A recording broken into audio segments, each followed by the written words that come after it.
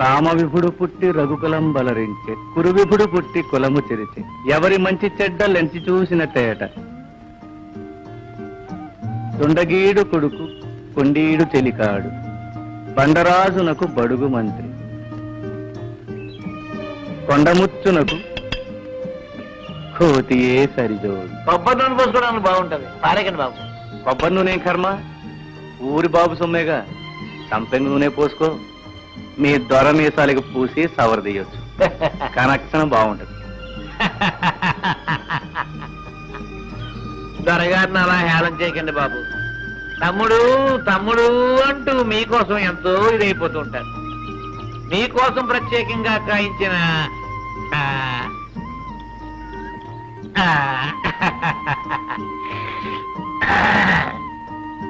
ఈ చిగురు, ప్రేమతో చేయించిన ఈ భోజనం ఎవడి కోసం పంపిస్తాడు? అది మా బాబు సొమ్ము. ఆస్తిలో ఆయనకెంత హక్కు ఉందో నాకు అంతే ఉంది. అది చెప్పడానికి పంచాయతీలు అక్కర్లేదు. చిత్తం ఆపిచ్చితనం అనేగా తమను నోరు విప్పి అడగరు, కేసు కూడా వేయరు. అందుకే ఆ ఆనందం పట్టలేక ఈ మందు మాకు పంపించేస్తున్నాడు. అమ్మమ్మమ్మమ్మమ్మ, దొరగారిని అంత మాట అనకండి బాబు. ఆయన మనస్సు స్వచ్ఛమైనది, నలకలేని చిగురు లాంటిది.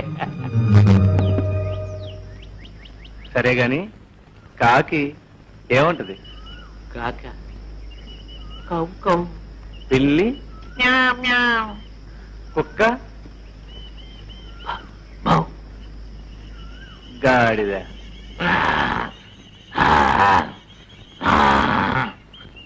ఎర్రదొరా, ఈ కోతలకి నాకు కనెక్షన్ ఏమిటయ్యా?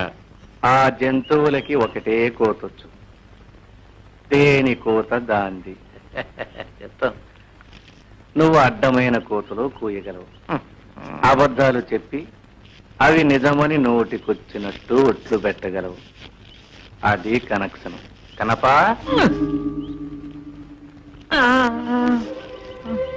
కన్నప్ప, సరదాకి ఒక్కసారి నిజం చెప్పు.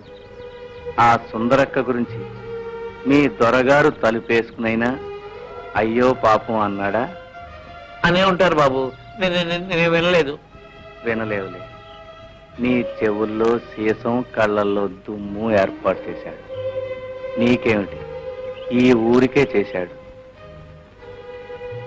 ఊరే చెమిటిది, ఊరే గుడ్డిది, ఊరే మోగది.